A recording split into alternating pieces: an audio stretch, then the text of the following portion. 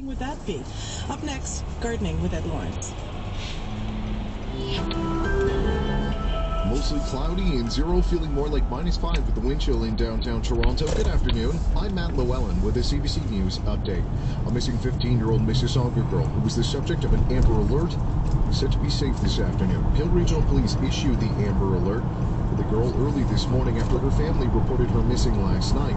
They say a witness reported seeing two men grab a teen off the street early yesterday and then drove off in a silver or gray minivan. However, a spokesperson now says she's been found by officers who are following up on information that was provided by her family after she contacted them.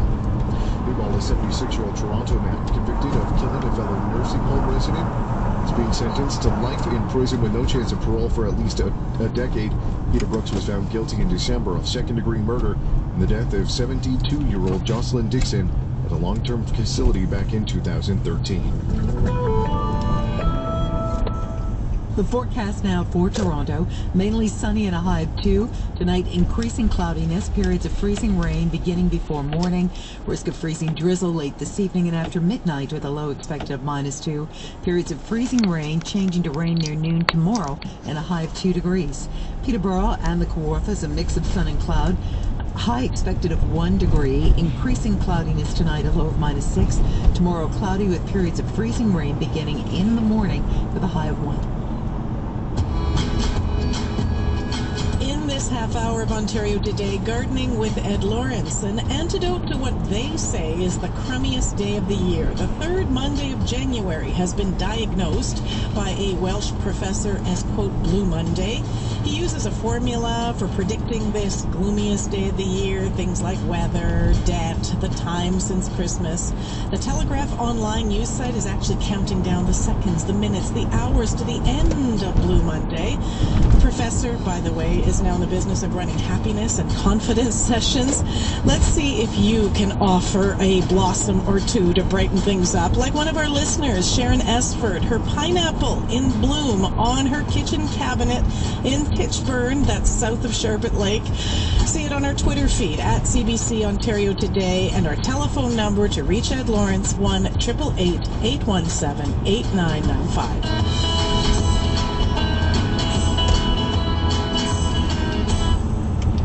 Again, a little more brightness and a lot of activity on Twitter, which it is really fantastic for, I guess, Instagram for photographs. But you can see Catherine Roger, a beautiful blue sky last week in Van Cleek Hill.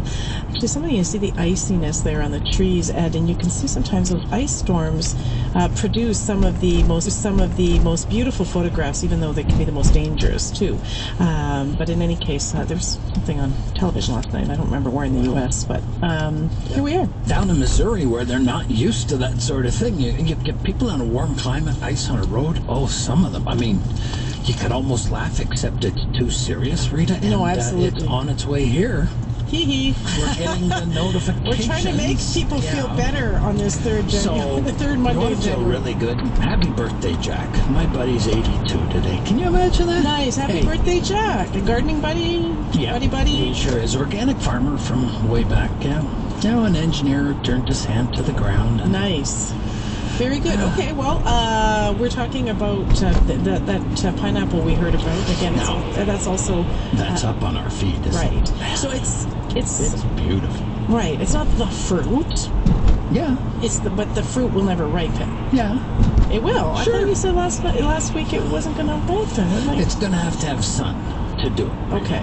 And so that little fruit, the stem will continue to stretch up. It's going to take a little bit of feed.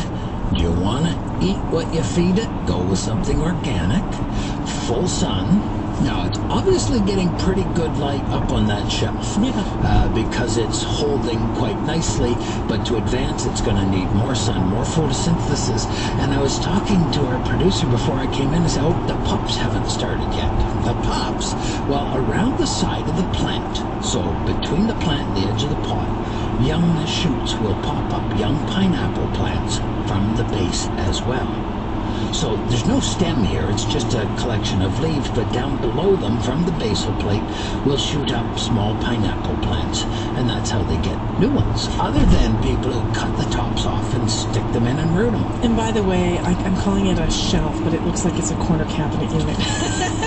In any case, and if anyone wants to post pictures, obviously it works great because we can actually see what people are talking about. Ed, you're in Stony Creek. Hello. Hello. Hi, what could Ed Lawrence help you with? Well, Ed, I have a begonia that I've been nursing all summer. It had a lot of green on it and was doing okay, and then we started using no flowers, and I started using some orchid fertilizer on it and started growing like that. Great. But now it's starting to develop rot. Sometimes up a branch, sometimes right at ground level. Yeah. In the pot. Yeah. Really dicey. Unfortunately, it is difficult if they've been outside to bring them in successfully.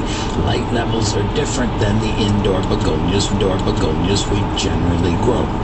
If you feed begonias a little too much, you get lush growth. If there's a bit too much nitrogen there, so you get a nice lush growth. They're glossy, they look beautiful. You've got to cut it back a little to get the flowering, but it makes the tissue itself a little weak if they're a little on the wet side. Now we know begonias don't like to dry out, but if they're a bit too much on the wet side, in comes the rot and you start losing them. And once it's in there, pretty hard to turn things around. The best thing to try and do would be to take some cuttings up the stem at the node, leaving the node intact, and try and root those up to be sure. Get a very healthy leaf and pin it to the ground. Just nick it at the joints of the vein to the main, the side veins, the laterals to the main vein through the leaf. Begonias root up better from a leaf than from a cutting. Okay, Ed, good luck to you. I want to note, I think it's Lilk on Twitter, another pineapple growing. Here it is, here's mine, that my friend just gifted me recently, and you can see it. How gorgeous is that? I kind of like lemon. I always thought it'd be cool to have a lemon tree, but now I'm going towards the pineapples, and I suspect we could spend, the next half hour maybe hearing from people growing pineapples in the province. 1-888-817-8995. It is a Monday in January. Our Ed Lawrence is here. Jillian, you're next. You're in Mississauga. Go right ahead. Hello, thank you for taking my call. I would like to know about growing yucca seeds, please. Yucca. Why do you want to grow a yucca plant? Okay. Jillian? Yes. Why do you want to grow one? Well, last year I tried milkweed, and I was able to get over a dozen plants, dozen seedlings, and it was a little bit tricky, but I just wondered, the yucca and the milkweed seeds look similar, and I wondered if I needed to do a similar thing, or whether yucca was, because it's tropical, would have a different way of doing so. Okay, you've got an indoor yucca plant that flowered and seeded, or it's an outdoor? Yes. Okay, so it had a 3-inch seed pod. And it's in your garden? No. Oh, it's one you bring back in? The plant is in the garden, but I brought the seed head off. Okay, perfect. The plant that's in the garden is actually a native, and it will grow, believe it or not, in Zone 2. They have that kind of hardiness. Yes, it came from Niagara. Okay, well, in Niagara, if we go back, it's out in the middle of the prairies in a Zone 2 that gets super cold in the winter. That tells us something about the seed. It needs a cold treatment in order to germinate. Okay. Okay. So, if you take the seeds now, put them into a plastic bag and throw them in the freezer and leave them there for 6 weeks, 6 to 8 weeks, then pull them out and try your germination then. I don't think they need a double, so it'd probably be much like the milkweed, but they do absolutely need that cold period to break the dormancy. And what do they attract butterflies as well? Oh gosh, when they're out, and they smell magnificent, but it's a large, spiky plant from a big, looks a lot like a pineapple, surprisingly, except the stalk comes right up through the center and you get a nice tall stalk. We have two varieties, the Yucca glauca and the Yucca filamentosa. The Spanish... Are they tropical by origin, or they just do okay? No, these ones do here. They're natives. Oh, they're native. That's okay. That's prairie dry settings. Yeah, and yet they have that tropical. Wonderful in gardens. Now further south, there's a different members of the family. So some of our house plants are yuccas as well, but they're tropical yuccas as opposed to the ones that grow in the prairies quite successfully, and in so many of our gardens. And of course, that 6 to 8 foot white spike of flowers, it's just so stunning when they do come at that size, and they smell marvelous. Okay, Jillian, good luck to you. A little lesson there. I actually have heard of them, but I didn't really register it either. Susan in Kingsville, you're next. What can maybe Ed Lawrence help adjust in your home, I'm assuming, at this time of year, and plant?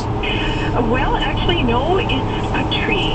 We have a mature corkscrew willow. I believe it's mature. It's probably over 50 feet tall, and we've only been here a year. The neighbors tell us it's between 5 and 10 years old.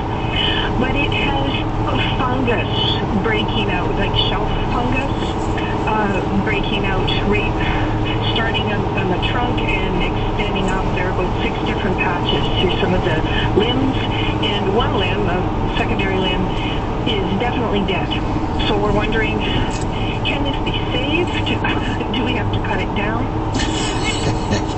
Okay, yes, it can be saved. Do you want to have some fun? Cut some of the healthy branches off at the beginning of next month. Give them another, well, you could probably do them now, all right, they're willows. Cut some off about, 3 feet to a meter long, even up to 1.5 meters. If you've got a vase tall enough and sturdy enough, just cut them off, throw half a dozen of them into the vase and keep water about halfway up, and they'll root up and grow. But as they green up, you're going to have the most lovely soft green, not a forest green, a very pale green, like the green of very early spring. And boy, does that lift the morale on Blue Monday, Rita. Not going to happen right away, but it won't take too long for them to start reacting. And just leave them in there, because the roots will continue to grow, but you can actually insert other things in amongst them.